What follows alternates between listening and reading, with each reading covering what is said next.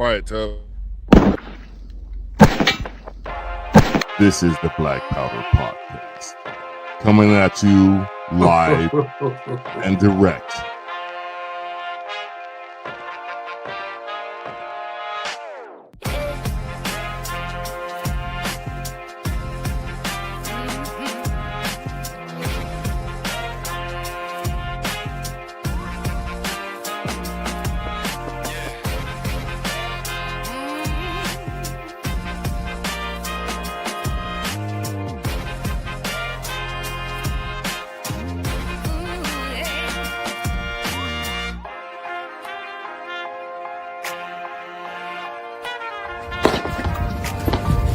Your salty tears season my life. It's the Black Powder Podcast.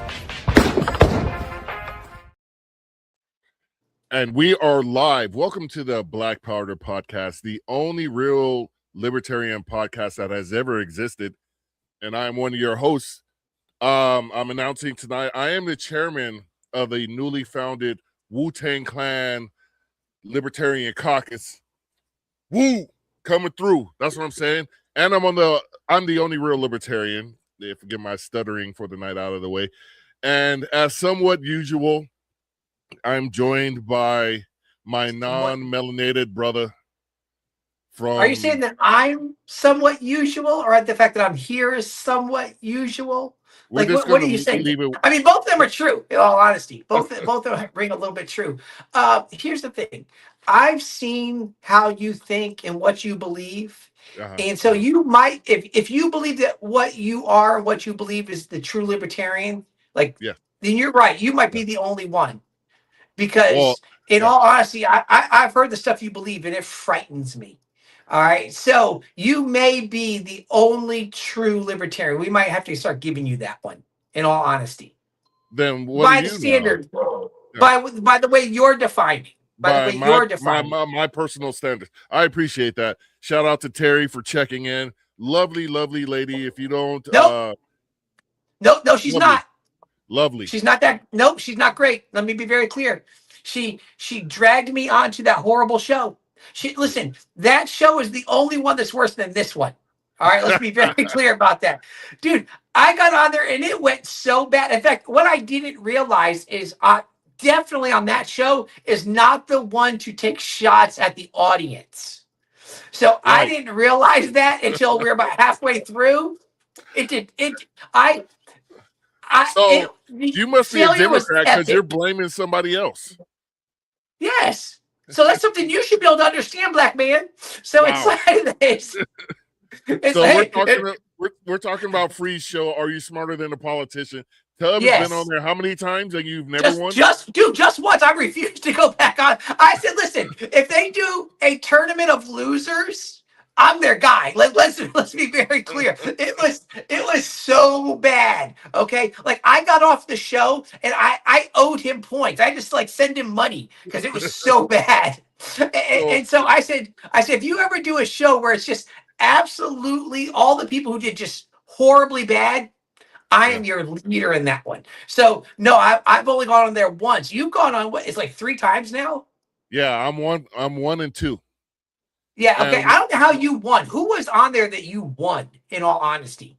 I think it was Trump. No, I think you were on there with Trump and Al Gore. Probably. And that's how you became the winning libertarian. Terry called you a chicken, and I tend to agree with that. Listen, I'm getting points already from Casey. He agrees with me. He gave me 1,101 points. We're not doing this. We are not. Okay, then I'm giving myself 12,000 points for showing up tonight. Okay, so inside. Awesome. No, listen. When Terry called me chicken, she's not wrong. Like I'm telling you right now, she's exactly right, and I have no shame in that one. Like I will own it. Anyway, so listen, we have far better things going on than the two of us. And Mr. Parker I think he has family in town, is what it was. Yes, Eric Parker couldn't be with us tonight because his parents are here, and we understand that. We're going to get to our guest, but I want to introduce him as an icon libertarian. Well, he came out here to California, the 5th largest economy in the world, to get his education. It was at the wrong school. He went to UCLA. This is a USC Trojan fan podcast as well as Libertarian, but we're not going to hold that against them. We're not going to hold it. If it's a University of South Carolina for you, that's fine, Tub. Not me either. No, listen. So I don't choose any college teams. I'll just watch college football. I don't mind. But if I don't choose a team, I can trash talk all of them. And nobody can say anything about me because I don't have a team. So I sit in the best. I'm the libertarian of college football. I don't care about a specific one, but I will dog out all of them. Unless we're talking about the Gators, which when I dog out the Gators, I mean it. Okay. Okay. Anyway, go ahead. So we're gonna reach out to the state to which I was born. Actually, I was born in Dallas, Texas, and I have a vested interest in the success of this candidate that we're bringing on. Without further ado, I'm going to add to the stage right now, Mr. Ted Brown from the great state of. Yes, hello, gentlemen. Thank you for having me on. Thank you for coming on. We truly appreciate you taking your time out to talk to us on the Only Real Libertarian podcast. This is going to be about you today, Ted. And starting that off, what can you tell the people who you are and what you do there, buddy? Yes, my name's Ted Buddy, Brown. Buddy. Well, we're Texans, okay? That's all. You're not a Texan. You don't get to be from all states, Marcus. Yes, Marcus is from like 13 states somehow. The original colonies. Let's go. Why not? Well, you don't want to be a part of the original colonies, my friend. Yeah. With Nat Turner. Go ahead, Ted, go ahead. Yes, my name is Ted Brown. I am running for U.S. Senate in Texas as the Libertarian Party candidate. And I did it last year also in 2024 as running against Ted Cruz. In fact, if you see my poster next to me, this poster from last year says "The Better Ted," which was my campaign slogan against Ted Cruz. And I'm happy to say that I had a record number of votes for a Libertarian Senate candidate in Texas, 267,000 votes. So I was quite pleased about that. Yeah. And it was a great campaign to show that there was an alternative to the top dog status like Ted Cruz, Republican, and Colin Allred, the Democrat. So in 2026, I'm going to be running in the other Senate seat, and there's like very hearty competition in both the Republican and Democratic sides. So I won't know who my opponent's going to be. The incumbent is John Cornyn, who's been in office for 24 years and certainly deserves to be term limited out, this time maybe by the voters instead of by any kind of law. But as for me, though, I'm a longtime libertarian activist. I've been a member my whole adult life. I joined when I was an 18-year-old college freshman way back in 1979, and I'm 65 now, and I just retired after 40 years in the insurance industry, and I'm still a libertarian. I've been active my whole adult life. I've held all kinds of party positions, and I've run for office many times because I think it's very important for there to be libertarian candidates everywhere, because unfortunately the public is just not all that interested in politics. But every couple of years in the fall, a few people get interested and follow what's going on in the campaign. So if there was no libertarian candidate there, no one's ever going to hear about us. So I think it's important for us to be out there and to be running and let people know there is an alternative to the D's and R's who've been ruining this country and just have monopolized the politics as part of the duopoly there for the last 160 years. So we need alternatives, and I want to let people know there is one, and one that believes in freedom. That's why I called him an icon, Tub. He's been doing this since 1979, Tub. For real. All right, but let me be very clear. Some of us have been doing this for a while, and then some of us, Marcus, have actually run for office. So maybe what we should do once again, maybe Ted and I should just finish out the rest of the show, and you can listen to what people do when they get outside of their garage, and we actually go do something about to actually move liberty. Did anybody kick Don Cornelius off Soul Train? No. You can't do this without me. Dude, that's my reference. Hold on. Whoa. Well, all right, hang on. We'll talk after. If you just made you a Don Cornelius, we're done. Like we got nothing left here to discuss. Well, All right. we need Ted, we need communications also. So like what Marcus is doing about hosting a show like this, it's important to get out the word to as many people as possible. That's why he's an icon, Tub.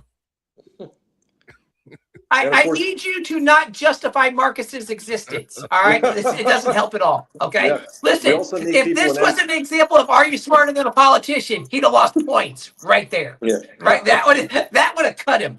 Yeah. All right. So Ted, let me ask you. So I know you said you ran last year. You said it was last year. Right. So what made you decide to, since this isn't your first one, what made you decide to run last year?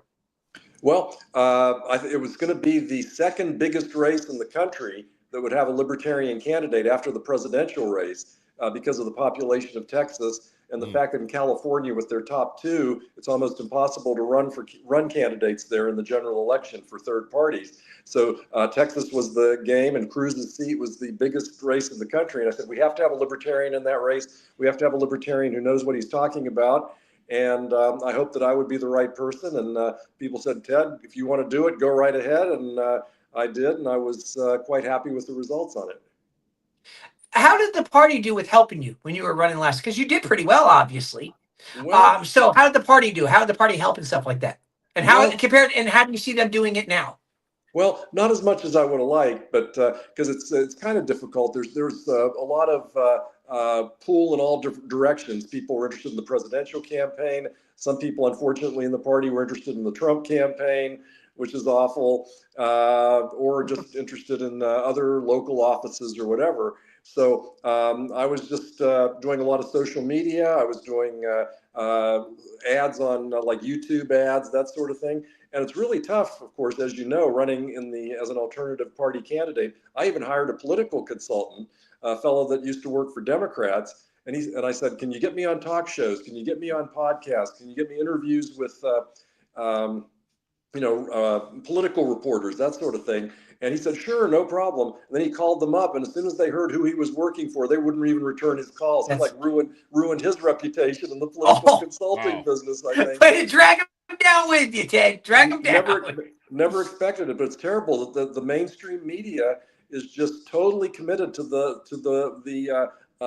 red team and the blue team, having that horse race that's so competitive and hateful of each other, where they have different views of reality. And here you have libertarians that don't even conform to what either of those sides think is reality, because it results in empowering government over people, and they just don't want to hear an alternative. Someone who's like opposed to that believes in personal freedom, economic freedom, etc. They don't want to hear it, and they block us out.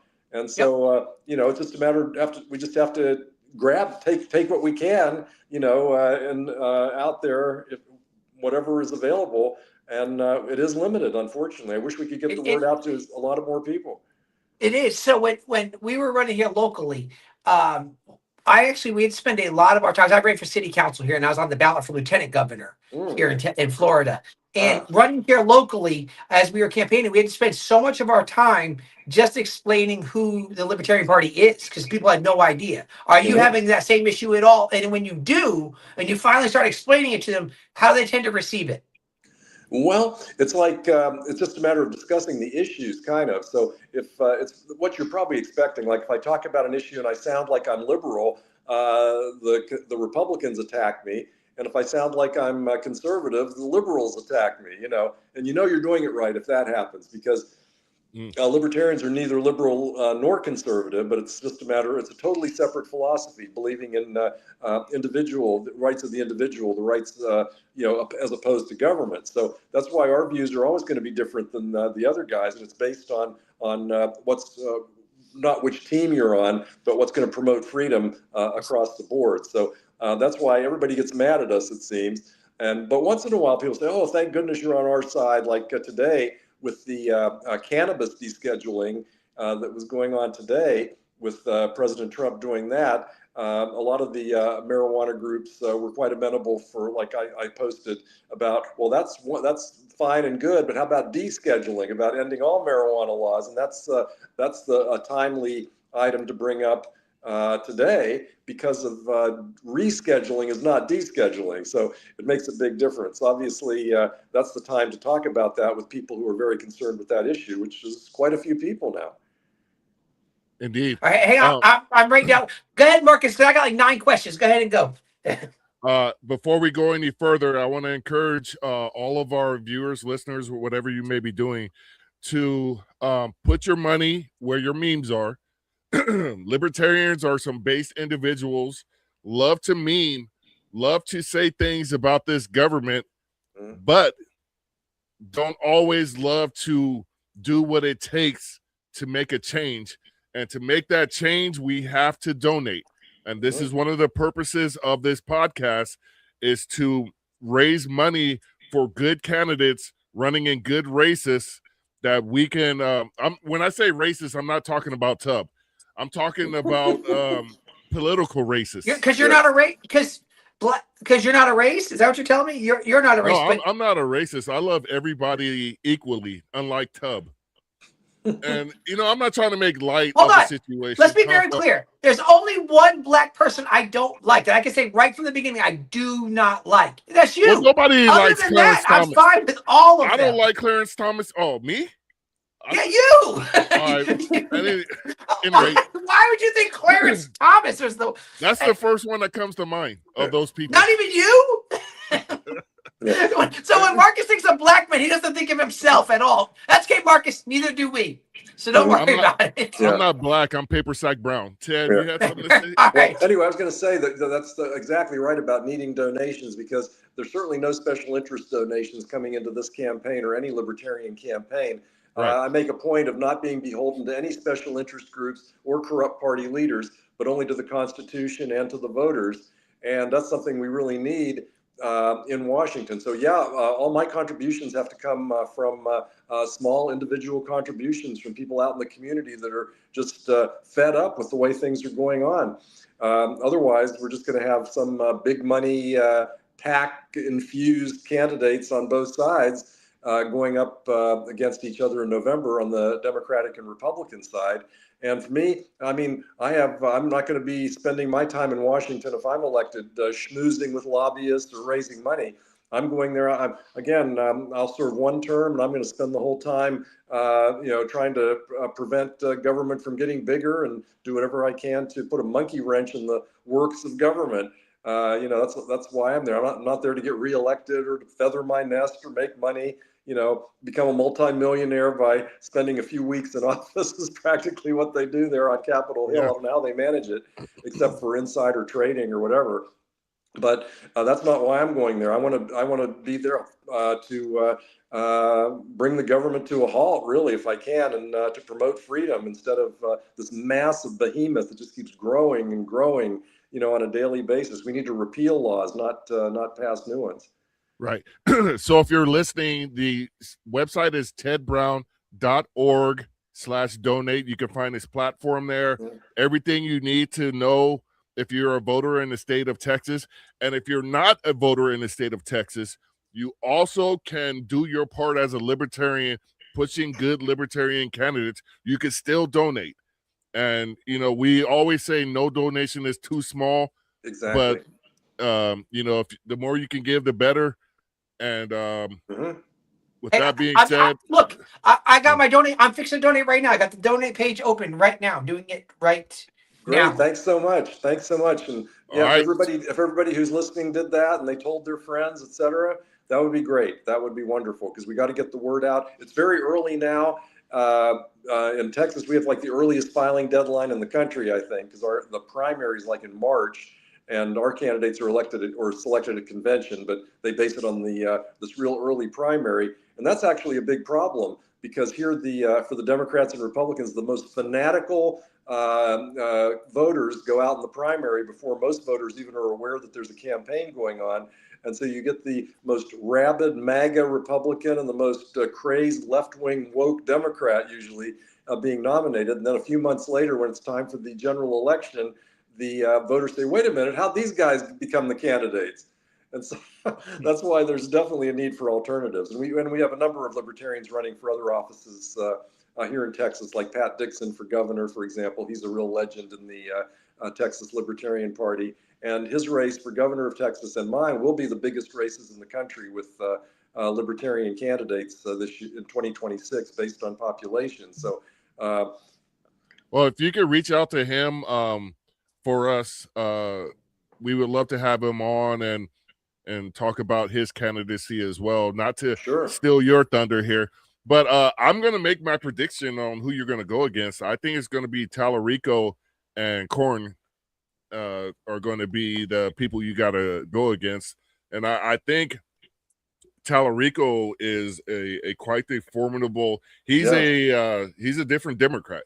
He very much is, and I know him. He's my local state representative, and he lives in my neighborhood and goes to my wife's church. I just saw him a couple weeks ago. Very nice fellow. Very nice fellow. He's never opened an economics book, but he's a very nice fellow. Yeah, it's hard to talk crap about him if you ever heard him just talk from his heart. And very nice. I wouldn't vote for him, but he's different.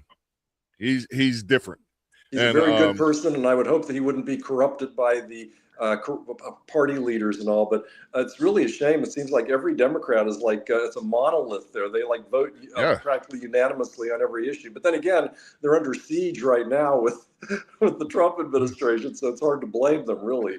Yeah, and I think that's it's a little microcosm of what happens when we live in a gerrymandered world, where you're going to find yourself going against, oftentimes in these local races and representative Congress and whatnot, you're going to go against another Democrat or another Republican as a Democrat or Republican.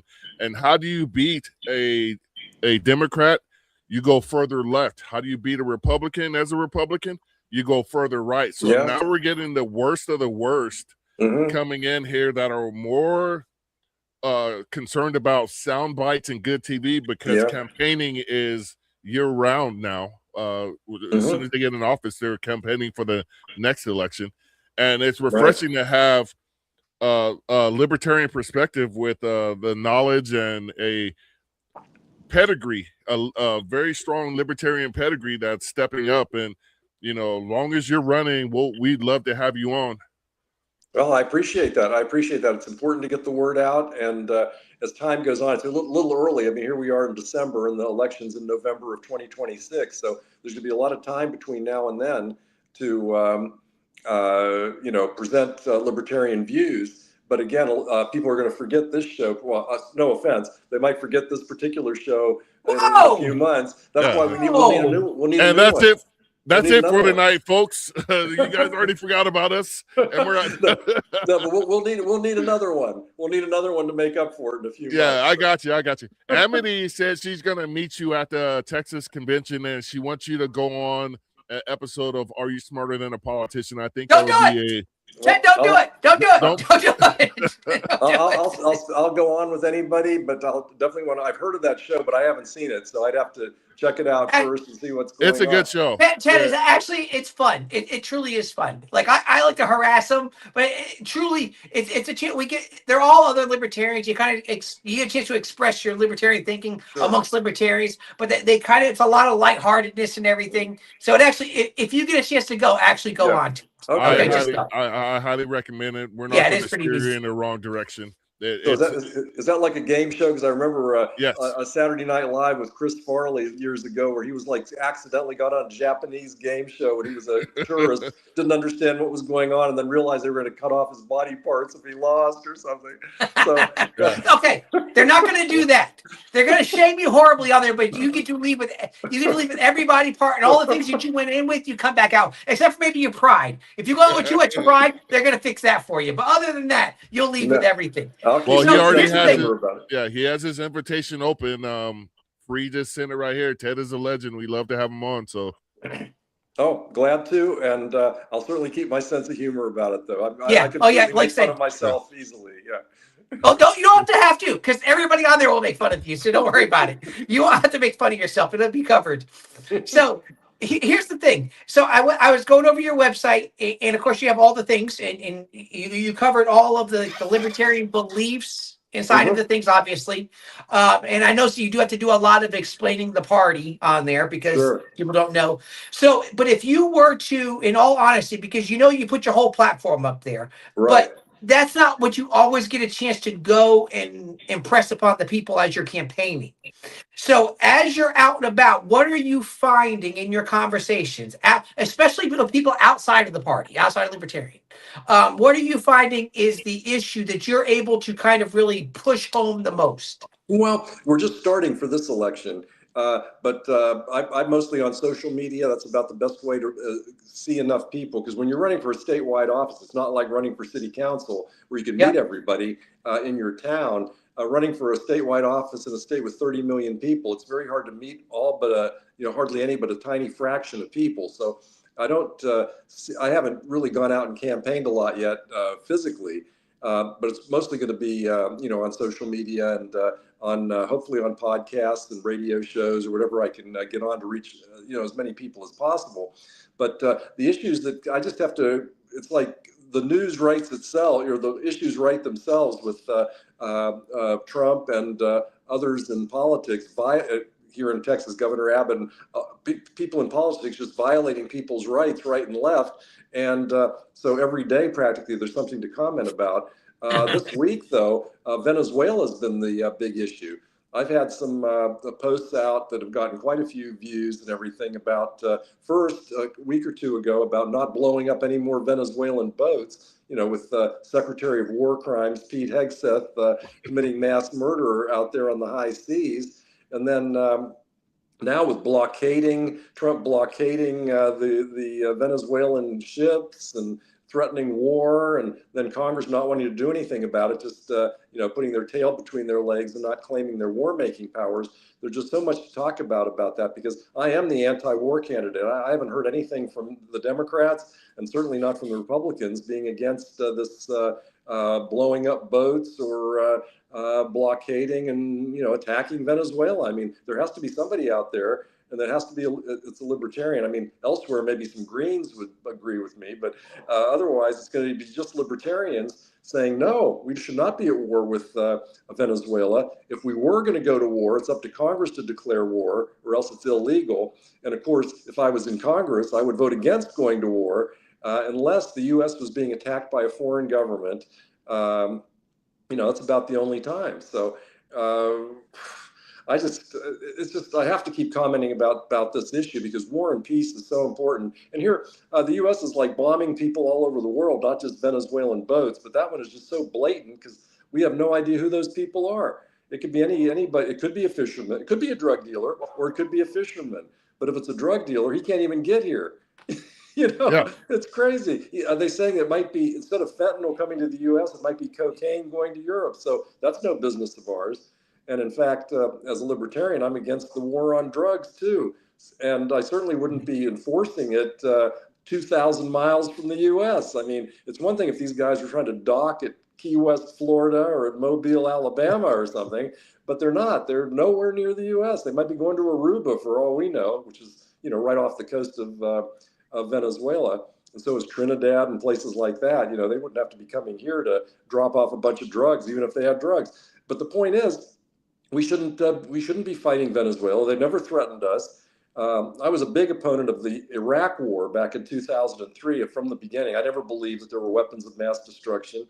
And now that fentanyl is a weapon of mass destruction, Venezuela has just as many WMDs as Iraq did in 2003, namely none. This is lies. The government lies. I mean, mainstream Republicans lied, like George W. Bush, and nutty Republicans like Donald Trump lie, and when they're in office, Democrats lie. I mean, that's the thing. They just want power, and they want control.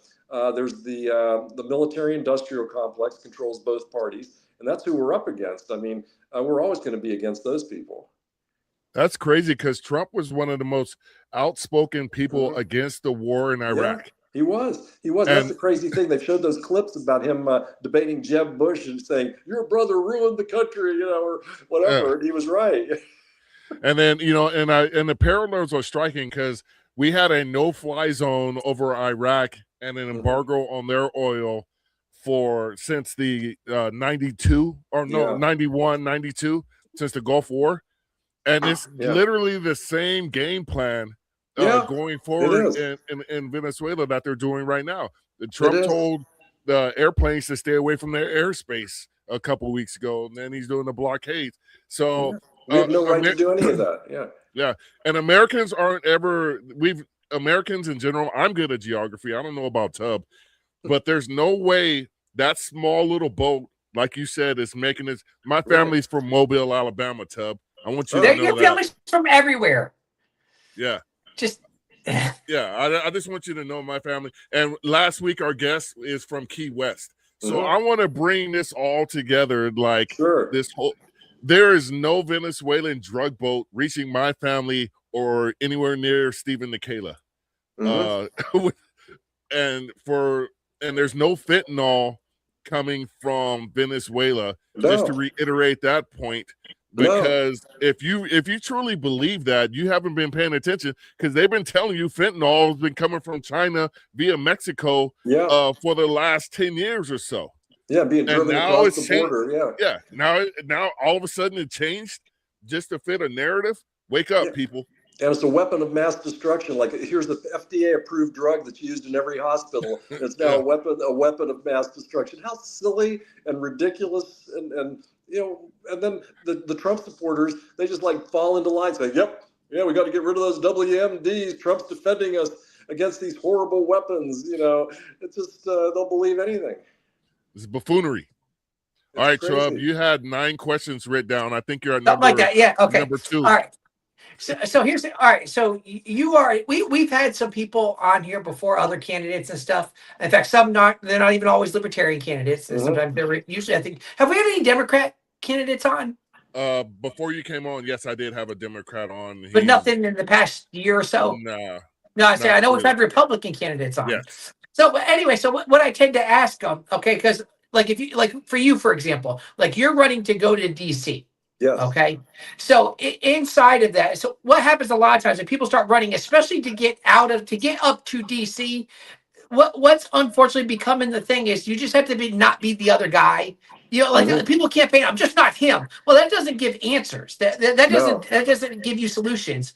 Unfortunately, in politics today, it tends to work. Just don't be the other guy, and it works.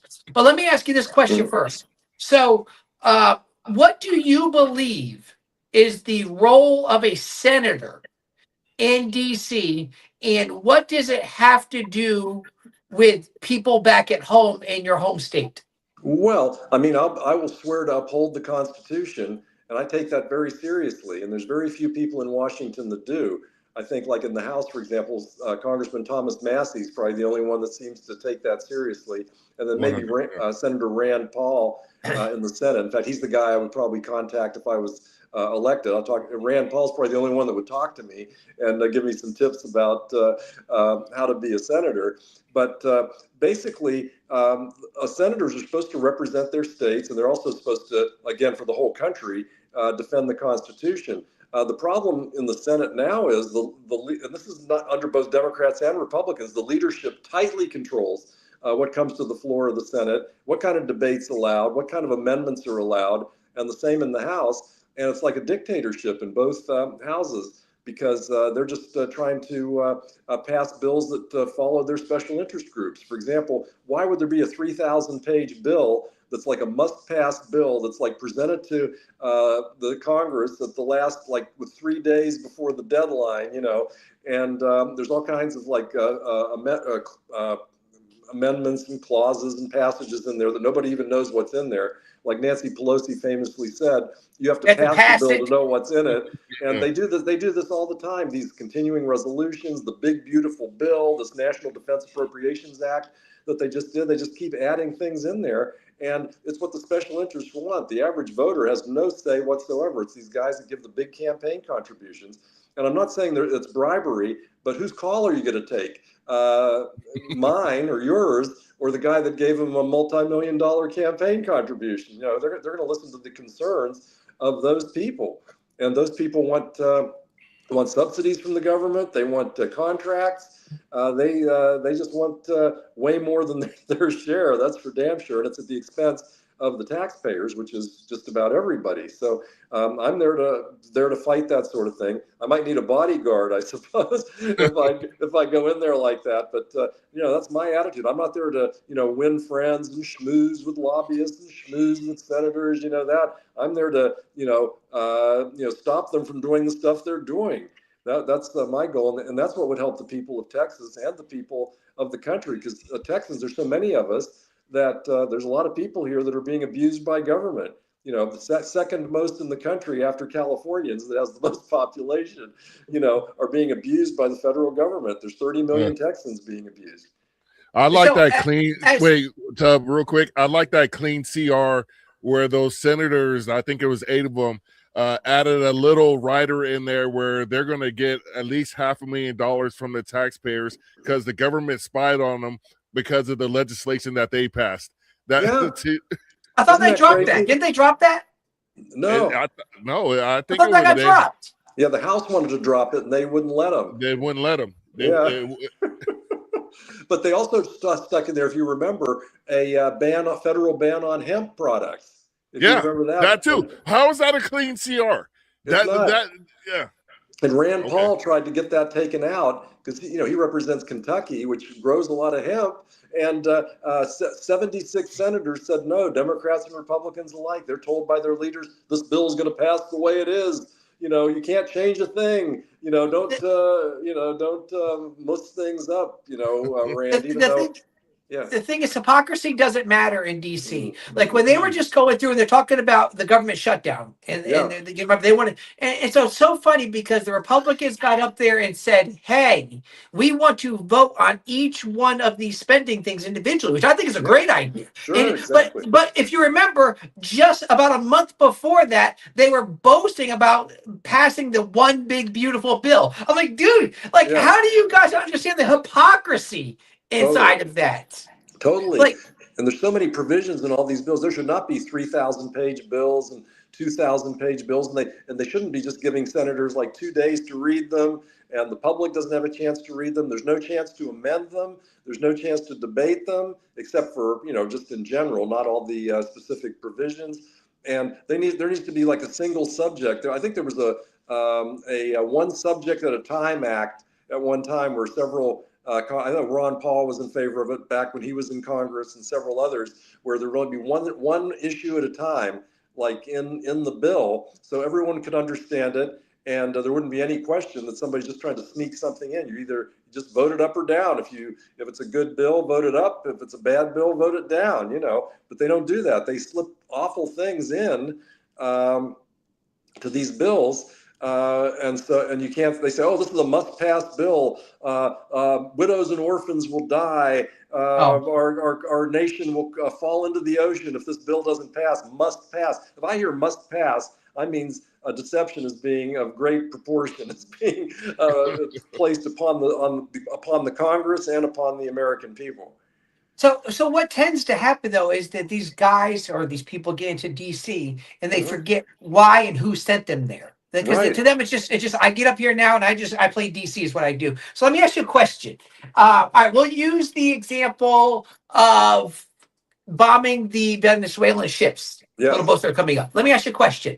So let's say that your people in Texas say we are fine with that, and we want you to represent us. How do you live that out, and how do you practice that then when you get to, because that's wrong, you know what I'm saying, but your people are saying no, we want you to continually support this. What do you do in that situation? Well, one thing that you said, my people, my constituents, but how will I know what they all think? Because there's not a referendum on every issue, for example. Now often they say that congressmen and senators tally up, their aides tally up the calls and emails and letters that come into their offices, whether it's the office in Washington or their district offices or whatever, to see what people are thinking. But that's still a very small number of people that are that engaged. So there's, for example, the same as with the primary elections, just a small committed group of political junkies vote in those elections. but the general public isn't even aware of what's going on. So I would be skeptical if they say, well, everybody in Texas wants to bomb Venezuelan boats. Well, so what's your evidence of that? Let's take a poll let's take a YouGov poll and find out. I'm not just going to take your word for it. So I think though a representative government like we have, if they elected me, it would be one of the biggest upsets in history. And I think that whenever you elect a representative, you're expecting them to use their judgment as your representative, because we don't have a direct democracy. So, and if I was elected, it would be such an upset that I think that the public would say, you know what, we're just scrapping these Democrats and Republicans. Let's give this one libertarian out of 100 senators a chance to do his thing. And in that way, I would just go in and do my thing. I'll listen to everybody and take their advice, but when push comes to shove, it's the same with anybody who's in office. They have to use their best judgment. Can I ask you this? What can I? Yeah, because remember, it's your show, dude. You make it all happen, Don. No, you're do what you're gonna do. This is probably going to be a relatively short answer, I guarantee you, because this very specific question. Why do you think Americans wait till the toilet gets plugged up to see there's a problem with the plumbing? Because there isn't really a great motivation. They just don't want to lead their lives. They need to go to work. They're busy. They're trying to earn a living. They've got families. They've got responsibilities, and they just don't think about politics very much, which is a shame. It's understandable, but it's really dangerous because, as I think it was Pericles, the Greek statesman, said, "You might not be interested in politics, but politics will become interested in you." And that's true. If you don't get into, or if you aren't involved in politics, if you're not at the table, and it's interesting, James Tallarico just said this the other day. I saw a clip and he was saying that if you're not at the table, you're on the menu. And I actually agree with him on that. That's actually a very good statement, because if you're not there as part of the discussion, decisions are going to be made that you disagree with, and they're about your life. They're very fundamental. How much tax you're going to have to pay, whether you have a job or not. If you're in the hemp business, whether your job even exists or not. So if you're not there and interested in politics and being engaged, you're going to get screwed over by the system. Because what you said right there. So it's so funny. So what promoted me to run for city council here in Jacksonville was our church got shut down for lack of permitting things from before we bought the building. And so I remember I was going in and I was talking to what is basically the equivalent to like our city planner here in town. I say town, it's a big deal. It's Jacksonville. But so I remember I go in and he was sitting there and we're talking.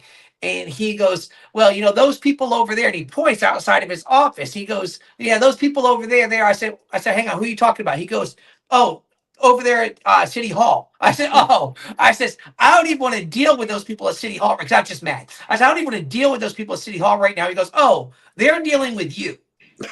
So it's very much what you just said. It's, hey, if you can say you don't want to deal with them, but they're dealing with you. They're doing things to you. Right. So let me ask you this. So here's what happens. I believe, and now let me start with this. I don't like the idea of states sending their taxpayer dollars up to DC so that DC can get their paws on it, pull out whatever they can do, and then states can come back and beg to get some of their own money back again. Right. Okay. But that's the system. And if you go up there, 1 of 100, okay, you are, and I don't mean this, well, the same way you dog out our show, I'm going to dog out you as one libertarian in DC. So no, one libertarian in DC isn't going to change the system. No. It's not going to happen. Okay. Now you get up there and you can cause some sparks and you can bring some attention to things, but you're not going to change the system. Right. So what do you believe part of your role would be to go up to DC and try to get funds, if nothing else, funds and maybe contracts, whatever it can be, back into your state again? Like, do you believe that's a part of your role in DC? I would probably oppose most of those projects even existing. So I'd have to see that on a one-by-one basis. And, I would expect that Senator Ted Cruz, who I ran against last time, who's going to be the senior senator then, if I'm the junior senator, if he wants to take care of that sort of thing, he can. I'm going to be the kind of bomb thrower kind of guy that he sort of was when he was first elected back in 2012. When he was shutting down the government and making a big stink there in Washington, which he went away from, unfortunately. So yeah. That's somebody we need, and we need a few of those in the Senate. Rand Paul is about the only one at the moment, and he's not even that rowdy, just on a handful of issues. Yeah. You know what? It's funny because here's one of the questions I had is, if you get up there, who do you think you could immediately just start working with? And you kind of like, hey, I know you mentioned Rand Paul, but here's what's funny. As you said, what you just said about Ted Cruz, the reality of it is, would you be willing to work with him in such a way where you go, hey, listen, you do all the state stuff, I'm going to stir things up a little bit. Sure. So who would you? I would certainly have a relationship with him. He wouldn't have any choice, really, if I was elected, as being his fellow senator. And I'm sure there's plenty of things we would disagree with. There's probably some things we would agree with. Like, I think he actually is a smart guy that understands economics and all. He just doesn't follow his inclinations anymore after he became this big shot presidential candidate and then just gave in to Trump after he lost the presidential nomination back in 2016 as the runner-up. And I just saw a message come forth about, Cruz saying that his main goal in office is to support Israel. Well, my main goal in office is to support the Constitution. So, I think he might have divided loyalties, and he's not the only one there on Capitol Hill. Whether it's not just specifically to Israel, they have divided loyalties. They have loyalty to the military-industrial complex. They'll take a call from the military contractors before they'll take a call from you. Like Tubb, if you wanted to call Senator Rick Scott's office, they'll put you on hold for the next 3 days. But if you were some big business in Florida that gave him a $100,000 contribution, they put him right through the senator. We talk about that all the time here on the podcast, where we say everybody has a lobbyist in Washington, D.C. and your state capitals except the American people. Right, exactly. And the American people don't have it because each individual issue that comes up, it's a very small amount of your tax dollars for each small program. But if you add everything cumulatively, that's when you're talking about big bucks there, that's for sure. And so if you object to like one little program, and somebody might say, some average voter might say, oh, I don't want money for X, but I don't really have enough time to do anything about it because it's only going to save me 27 cents on my income tax, But if you put that together for all the voters, it starts mounting up, and people don't realize it. So I'm gonna ask it. So who can you work with and why? So let me add that part to it. It's like, why? Like, what is there somebody up there you go, hey, wait a minute? Because here's the thing: whether we as libertarians like it or not, the system is in place, and if you're going to accomplish anything, for one thing, if libertarians have a hard time understanding this, then we always want to go, well, I'm just right. Everybody needs to conform to me. That doesn't work that way. Right. I agree. We have to learn at some point that, hey, in order to accomplish something, we got to kind of give a little bit. We got to play the game a little bit because we don't have enough in our numbers to do it alone.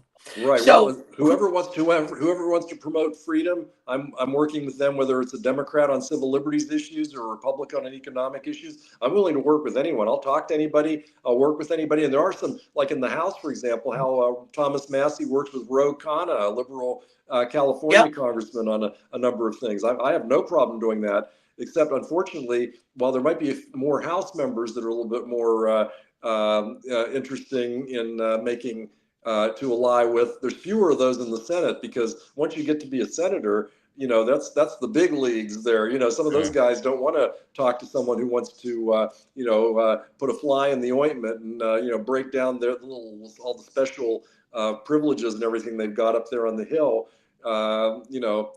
Because once you're a senator, they have to like carry you out of the place usually, because you'll do whatever it takes to stay there. And I just don't think that way at all.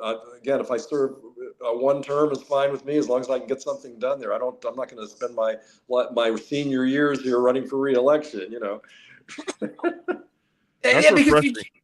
Because like you see the other day where Mitch McConnell fell again, because like you're saying, that's what it's become. You get up there and you ride that thing out the whole time and you don't even care anymore. But here's the good thing is if you get up there, hey, the swamp is drained, so you don't have to worry about it. You can get in there and get real work done because Trump has fixed that problem.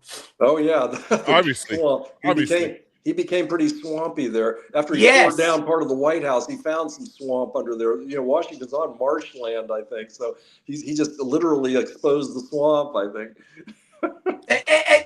But that's the thing, is that it's not a matter of keeping your word. It's not a matter of going in there and actually doing what you're called to do. Right. And so let me ask you this question.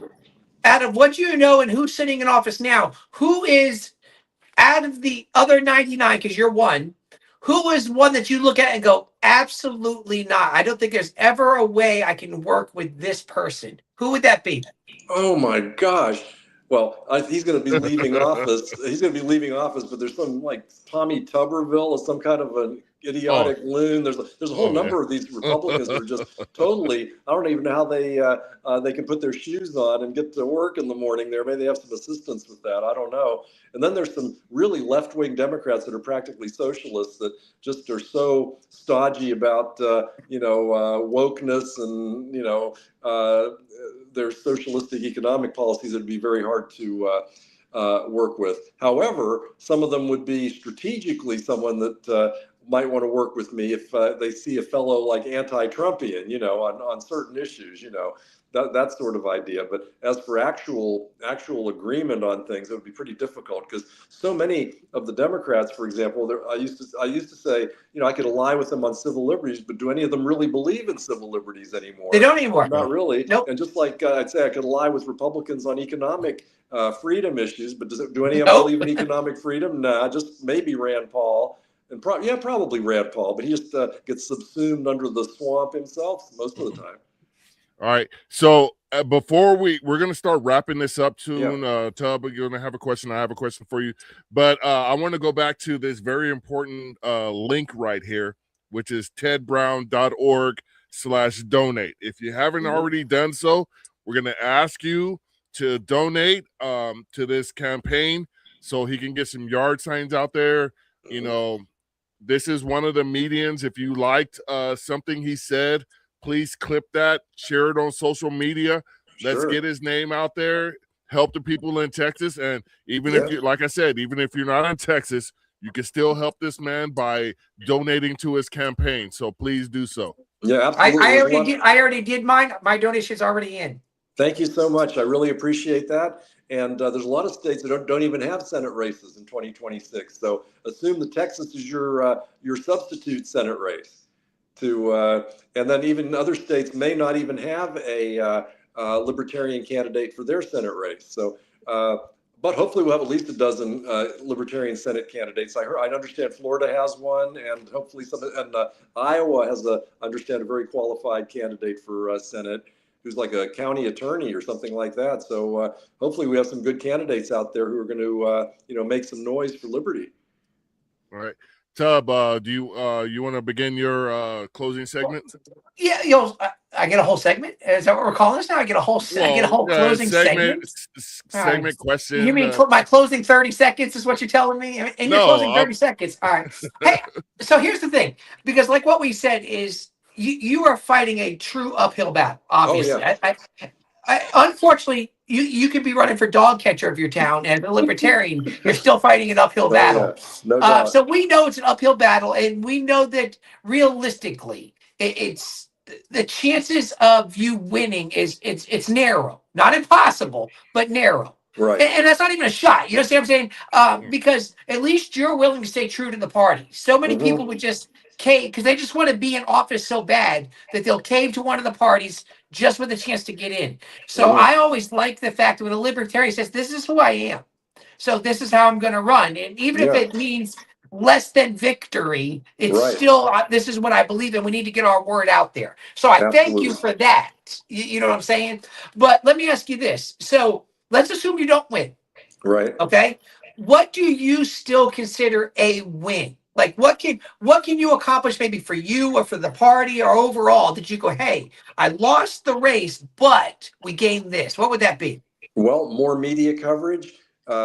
Certainly, I'd love to get as many or more votes as I did the last time. Unfortunately, fewer people vote in the midterm elections as they do in the presidential election. So it probably will be less raw votes, but maybe a bit better percentage. of the vote. Hopefully, people, even if they're hesitant to vote for a Libertarian for the Senate, they might vote for one of the down ticket races more, thinking, boy, I just can't vote Libertarian for Senate, but I'm going to vote Libertarian for a Texas Agriculture Commissioner or something like that. That's not as vital in office, but they want to show that they want an alternative to the powers that be. I certainly want to help other Libertarian candidates and get the word out wherever we can. But the key would be if more people believe in Libertarian viewpoints. It's very hard to get them implemented, but if we don't have people like understanding and believing in freedom, then what hope do we have in the future? I mean, if fewer and fewer people believe that way. That's it. So, sorry, I got emotional on that because that was so profound, and yeah, that's true. So let's say you're door knocking for a state. Not a state, but a Senate seat in the second most populous state after the great state and fifth largest economy in the world in California. But, what do you say to people that are simply afraid to not vote for a Democrat or a Republican? Well, it's like, okay, so if they're a committed Democrat or if they're a committed Republican, they're pretty much committed. Just like committed Libertarians are pretty committed to Libertarians. It's those people that are sort of out there, that they aren't as connected as voters. You just need to let them know that what good has this two-party system done them? As I say on my website, you don't have to vote for Democrats and Republicans. It's not a law. They've really fouled this country up. And they say, well, why should I vote for you? You can't win. My answer is, well, how can I win if you won't vote for me? Don't vote. It's time to change your paradigm, Yeah, because that's the major thing, and that's what I was seeing with Chase. They were like, "Oh, he doesn't have a chance to win." I was like, "Well, of course not." to Ted's point, because you won't vote because you're scared, because you think the other team's gonna win. Yeah, that happened really for big in 2016 with Gary Johnson. He was running like 10, 12, 14% in some polls early on. And then when it started getting closer to the election, people said, oh my God, it's Trump or Hillary. Oh my God. You can't vote for this guy, even though can you imagine what this country would have been like for the last several years if Gary Johnson had been elected president? What a great guy. Not what the voters have had to put up with the last 3 presidential elections. Listen, I always say so many people are libertarian until it's time to vote. Right. Like they'll always tell you, oh, they believe in what we say and what we do and the ideas that we have. They go, yes. And so many times I'm like, I'm basically libertarian. And then when it's time to vote, they fall right back into their same old camps again. Exactly. And it's sad. It's very sad. How much longer, because I figure I have 25 to 35 years left on the face of this earth. As the voice of the Libertarian Party. I've seen the way you eat. You don't have that kind of time left. Well, yes, I do. Yes, I do. That's what I'm believing right now. And you know what I'm saying about it. That's what I believe. But how much more do Americans need to see? And this kind of sort of touches back on my question to you. In this insanity of voting for these same people over and over and over again and expecting different results. Why can't libertarians, when I thought we had a grand opportunity, we hark on this all the time in the last presidential election cycle to make a name for ourselves, even though we were absolutely sabotaged by the national chair, and I'm saying that out loud. You're right. That was our opportunity, and I was hell-bent on promoting libertarianism because I felt like this is it. This is our Gary Johnson moment again, where we can get we could get 4 to possibly 10 million votes because nobody wanted those candidates. Right. But the bag, the ball, everything was fumbled. Yeah. Oh, exactly. And that's why I've been calling us the new founding fathers, because we have to start all over again with the Libertarian Party after last year's election for president. We are starting all over again, and this is where it begins, because we got to do the social media part.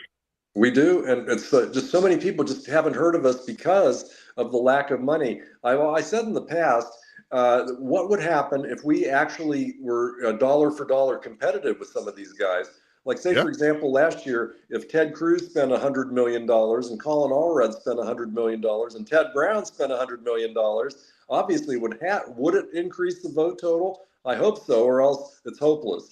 But we just don't know for sure because we're not doing it's not apples and apples. It's more like apples and oranges, the kind of campaigns that we're running versus these massive campaigns that are on every TV show as ads, every mailbox flyer, everywhere. They're all over the place, and you can't even avoid some of it. In fact, I feel sorry for voters in some states with all the ads they're going to get. But it's during some campaigns that are real competitive.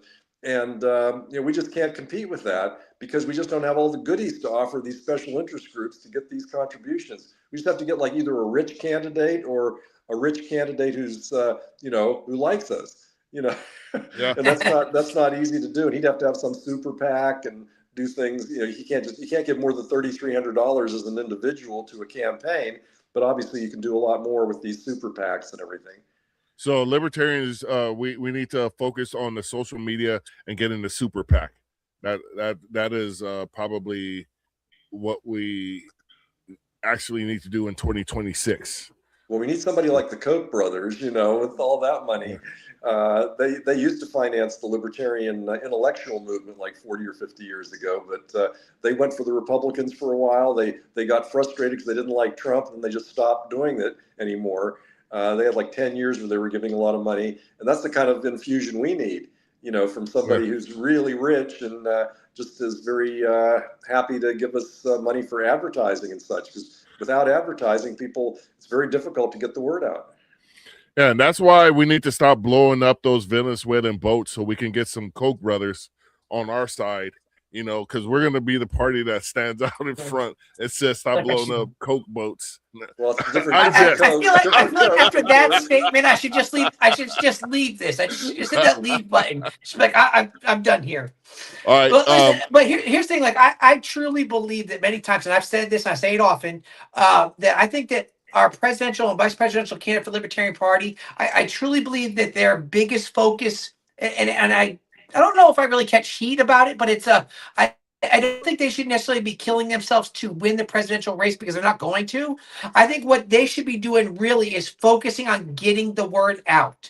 And this is why I stress that our presidential and vice presidential candidate should be great spokesmen for the party. Yes. That they should be able to, because here's the thing, once they get that platform, use it. Okay, great. Get the word out there and then help the down ticket races. Yes. But in all honesty, I would say the same thing about you, Ted. I'd be like, great. Take what you're doing, get the word out about libertarianism. Get as much out there as you can. And if you can, like what you already said, okay, great. Okay, I might not do well. But if I can help somebody at city council, if I can help somebody like you said, for state of agriculture, whatever it is, you can help those down tickets because they go, hey, I really like what those libertarians are thinking because Ted told me I'm not ready to vote for him yet, but I'll take his ideas and I'll put it in my city council or my mayor or whatever it is. And I believe that's how we can be more effective. But here's what tends to happen. We go out, we're like, I'm going to win. It's funny that every libertarian is always going to win and they never do. And then what they do is they get so focused on their thing and they don't think about the next step for the party. And I'm like, why don't we worry about growing the party? Because we are not the top two. Everybody already knows the top two. Okay. We are now at that point where we got to fight for everything that we get. And so I think we have to change our focus sometimes and go, okay, when we ran locally, we said, how do we get the word out so that whoever runs behind us doesn't have to answer the same questions? Right. They can move to the next thing. And so I would suggest that, like I said, I think that you have a great opportunity in running for a state office. And if nothing else, it's a great opportunity to further the party. And I hate that has to be one of our main focuses as candidates, because we should be, listen, we are now, 54 years in. We should be past this by now. Yeah. But we are. So all we can do is deal with our reality. And I'm thankful that somebody like you is willing to step up to a state race and say, hey, I'm going to bring the ideas. I'm going to stir things up a little bit. Let's see what happens. I'll take the arrows on this one, but if we can help somebody else, it's a win. Absolutely, absolutely, and I'm willing to do whatever it takes here to get the word out. So again, help me out to do that. Suggestions are welcome too. Send me an email or a private message, anything like that. And your suggestions for the campaign, or if you want to volunteer to do, help me with social media, help me with calling the media, anything you can do to help the campaign, please do. In your wrap up, real quick, we'll give you the last minute or 2 minutes to sum up. Mm-hmm. In that, explain what you just said and give an example of, hey, I could use this, I could use this, I could use this, because it might not even have to be in stake for you in order to effectively help your campaign. Oh, right. So kind of be very clear. Yeah, in fact, there was a young, like a teenager from Indiana that volunteered for my campaign last time, and he did some technical work on the computer, the kind of thing that an old timer like me wouldn't know about. But the young people always look for the youngest person to do the computer stuff. So that's me, and I'm the youngest. Right, you're not even the youngest one on the screen right now, Marcus. All right, let's be very clear. Just because you act the most immature does not make you the youngest. All right. Yeah, I'm thinking of someone who might be our age of our kids. That sort of thing. Right. All right. So how do they reach Ted Brown or view Ted Brown? Well, they can go to my. Email me is probably the best thing. tedbrown1776@hotmail.com is the best one. But go to the website. There's a thing that says contact, and it gives the same information. It gives my phone number and email address. You can also send me if you follow me on Facebook or X, you can always send me a private message there as well. So, and please follow me on Facebook and X. Awesome. All right, Marcus, get us out of here. I want to thank our guest tonight, Ted Brown, the icon. And he spent a lot of time in Southern California, very near me. So he understands the pressure and stress of being somebody like myself. And that's why he's running for office in Texas, because he can connect with people like me. And that's very important, Tub, that you connect with people like me, because I'm the only real libertarian. This is Tub, who I hope will be bringing you his sermon. I'm putting you on the spot, brother. I hope you will be. I've already stopped listening. It's fine. If you didn't know, Tub is a pastor of a small church, and he has a message for a lot of people, and including myself. My father was a deacon. There it is. We almost went the whole show without it. In a Southern Baptist church. My family is from Mobile, Alabama. They went to college in Dallas, and I was born in Texas. And then, my father moved to California, where he became a police officer at LAPD and was a deacon at Morning Star Baptist Church. And so that's my background. So I know all about Tubbs' spirituality and his religion and all of that good stuff. So I feel like the more you talk, the less I actually believe you know. That's the reality of it. But thank you, Ted, for coming on the only real libertarian podcast. This is the Black Powder Podcast. Yeah. No problem. And with that being said, as we always end our podcast, live free or die.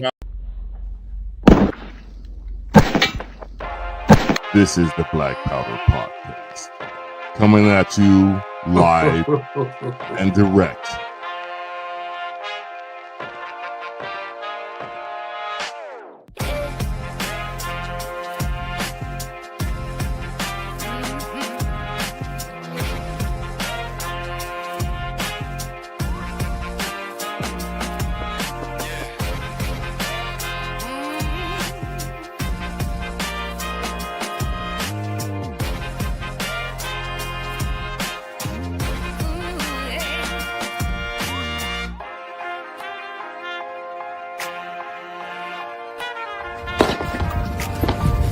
Your salty tears season my life.